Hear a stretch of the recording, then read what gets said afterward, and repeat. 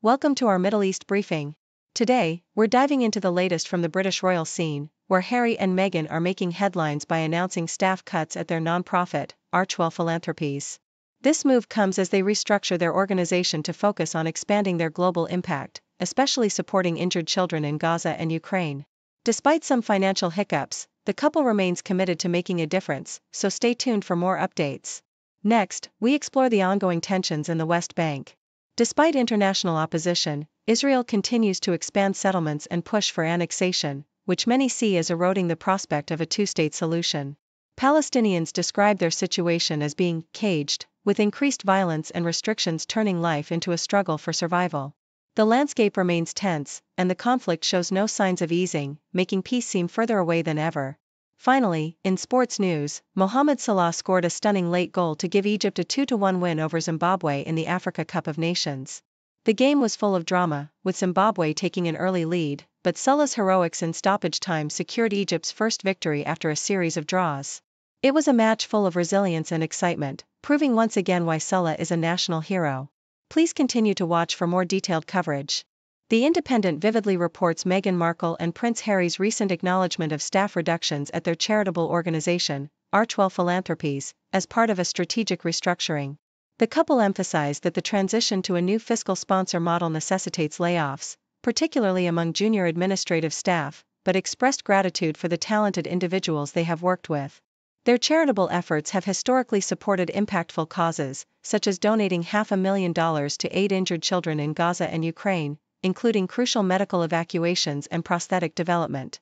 Despite a brief period of delinquency status due to administrative oversights, the foundation remains in good standing, continuing its mission to expand family-led global philanthropy rooted in core values and partnerships. Australian Broadcasting Corporation offers a compelling portrayal of the ongoing Israeli-Palestinian conflict, focusing on the West Bank's complex and contentious landscape. Ishai Fleischer's insights at the Tomb of the Patriarchs in Hebron highlight the deep-rooted religious and historical significance that fuels the Israeli settler movement, which perceives the land as an inalienable Jewish homeland. Meanwhile, Palestinian activist Issa Amro vividly describes living in a caged environment, with barriers, settler violence, and military presence limiting freedom and fostering fear.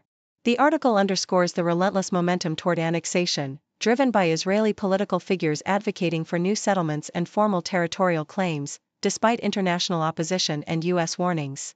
It paints a stark picture of a region where sovereignty, identity, and survival are intertwined amid escalating tensions and systemic violence. The Independent captures the electrifying conclusion of Egypt's opening match at the Africa Cup of Nations, where Mohamed Salah's late goal secured a 2-1 victory over Zimbabwe. Despite a shaky start and a first-half goal from Prince Dubé, Egypt's resilience shone through as Omar Marmush equalized with a spectacular solo effort. With the game seemingly slipping away, Salah, who had struggled to find his rhythm initially, delivered a decisive moment in the 91st minute, steering the ball into the net after a series of missed opportunities. This dramatic win propels Egypt to the top of Group B, ending a streak of draws and igniting hope for their tournament campaign.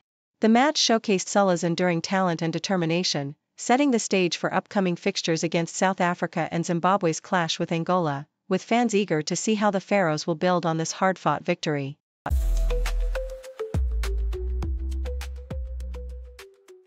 The South China Morning Post vividly illustrates the ongoing digital revolution in culinary culture, emphasizing the profound impact of social media and online platforms on how we discover and share recipes. From the viral videos on YouTube teaching sourdough starters to influencers offering banana bread tips, the digital age has transformed cooking into an accessible, interactive experience. Yet, despite the surge of online content, traditional cookbooks remain cherished, embodying a timeless connection that digital media cannot replicate. These books, often authored by celebrities like Gwyneth Paltrow and Sophia Loren, now feature not only recipes but also stories, cultural insights, and stunning visuals, making them treasured collectibles that evoke emotion and nostalgia. Chefs and food enthusiasts alike value these physical tomes for their depth, craftsmanship, and the personal narratives woven into each page, which forge a unique bond between reader and recipe that online content struggles to match.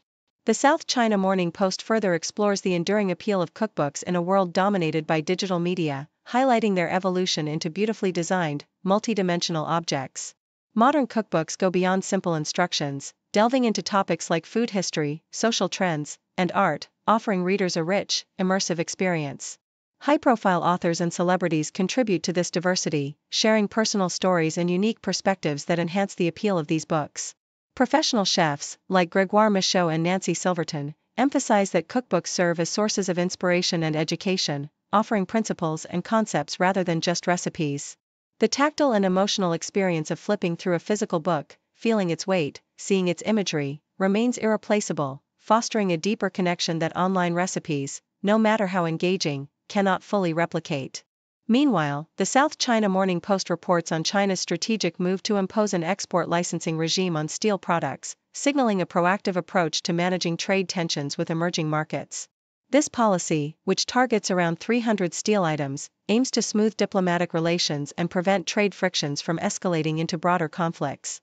Despite China's resilience in global trade, bolstered by its pivot to emerging markets like Southeast Asia, Africa, and Latin America, the surge in steel exports has provoked concern among importing nations, leading to increased tariffs and anti-dumping measures. China's recent steps to regulate steel output and focus on high-value, innovative steel products reflect its recognition of the delicate balance needed to sustain its export growth while addressing domestic economic shifts, such as the downturn in property and infrastructure sectors. This strategic recalibration underscores China's intent to maintain its industrial leadership without provoking retaliatory barriers, signaling a more measured, diplomatic approach to trade governance amid a complex, fragmented global system. The BBC details the ongoing legal battles surrounding gun control in Washington, D.C., spotlighting the city's efforts to regulate semi-automatic weapons like the AR-15. The Justice Department has recently filed a lawsuit challenging D.C.'s law that bans the registration of these firearms, arguing that such restrictions infringe upon Second Amendment rights. This legal confrontation exemplifies the broader political tug-of-war over gun rights, with Democrats advocating for stricter regulations and Republicans pushing back against limitations on firearm ownership. Washington, D.C., maintains strict gun registration laws, requiring safety training and limiting where guns can be carried, yet recent violent incidents and federal interventions, such as President Trump's deployment of National Guard troops, highlight the city's ongoing struggle with gun violence. Despite a noticeable decline in violent crimes this year, the legal and political battle over gun control persists, reflecting deep national divisions and the complex challenge of balancing public safety with constitutional rights.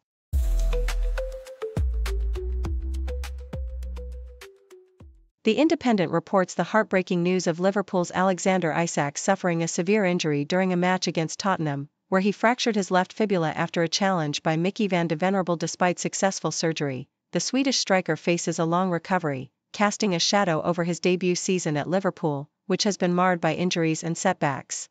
His initial struggles began with missing pre-season, followed by a groin injury, and now this significant fracture, leaving Liverpool's manager Arne Slot with limited options in attack as key players like Cody Gakpo and Mohamed Salah are unavailable due to injuries and international commitments.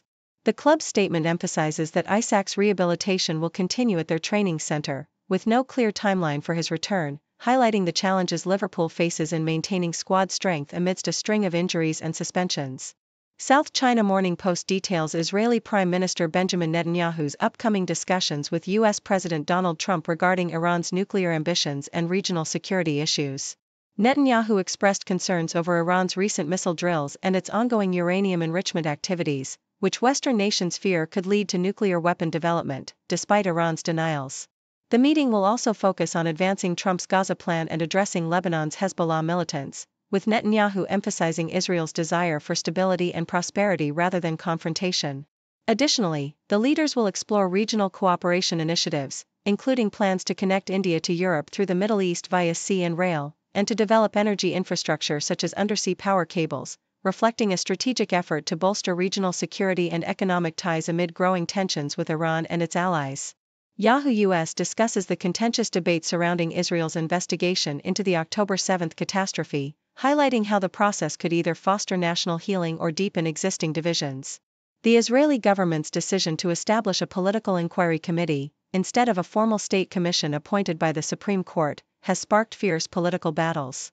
Critics warn that the proposed committee, controlled by the coalition and potentially influenced by Netanyahu's government, risks being a tool for partisan whitewashing rather than uncovering the truth. The article underscores that a credible investigation requires broad consensus and impartiality, suggesting that a balanced approach, such as a committee led by a retired judge with diverse appointments, could help restore trust. Ultimately, the piece emphasizes that Israel's challenge lies in overcoming deep societal divisions and embracing compromise, recognizing that true accountability and national unity depend on a process accepted by the majority, not on political victories.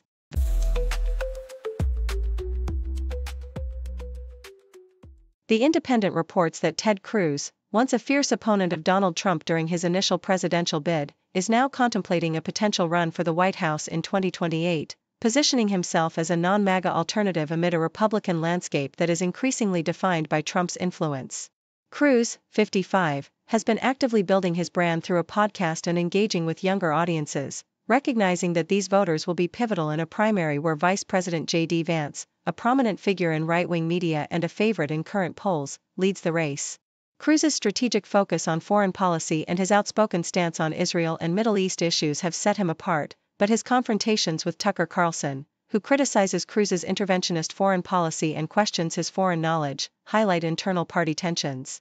Cruz's hawkish positions, such as supporting military actions in Venezuela and against Iran, have alienated some MAGA supporters, especially given Carlson's criticism and the general skepticism toward foreign interventions among the base. The rivalry between Cruz and Vance, along with the potential influence of figures like Steve Bannon who might sway endorsement decisions, underscores the complex dynamics of the Republican primary, where Cruz's outsider, interventionist approach may struggle against the more populist, MAGA-aligned Vance, despite Cruz's efforts to reposition himself as a viable alternative to Trump's legacy. Thank you for tuning in. The content above showcases the latest briefing reports and analytical synopses, thoughtfully curated by the 6Do team. These insights stem from a wide array of reputable media outlets, think tanks, government sources, and specialized experts worldwide. We encourage you to explore these sources for a comprehensive perspective. Keep in mind that while the content may not always align with the official standpoint of 6Do Brief, it's not meant to be taken as absolute directives for decision-making. Comprising seasoned media professionals, learned scholars, and accomplished scientists, the 6Do team embodies a trailblazing, fully independent media entity. To customize 6Do Brief to meet your professional needs, you have the option to subscribe to a diverse array of briefings on our website, 6dobrief.com. Regardless of your location, you can conveniently receive 6Do Brief via email.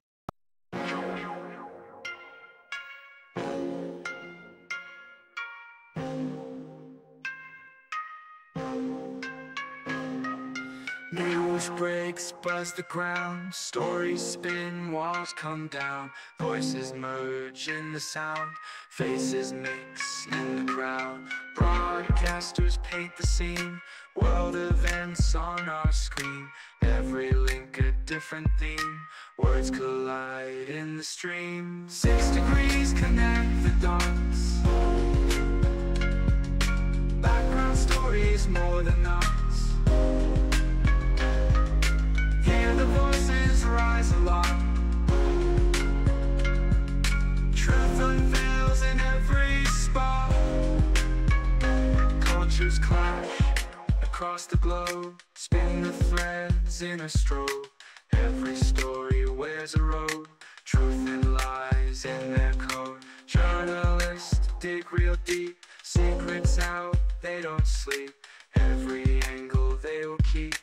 In the news we take a leap, new perspectives day by day, hidden truths come to play, in the background shades of gray, every story finds its way.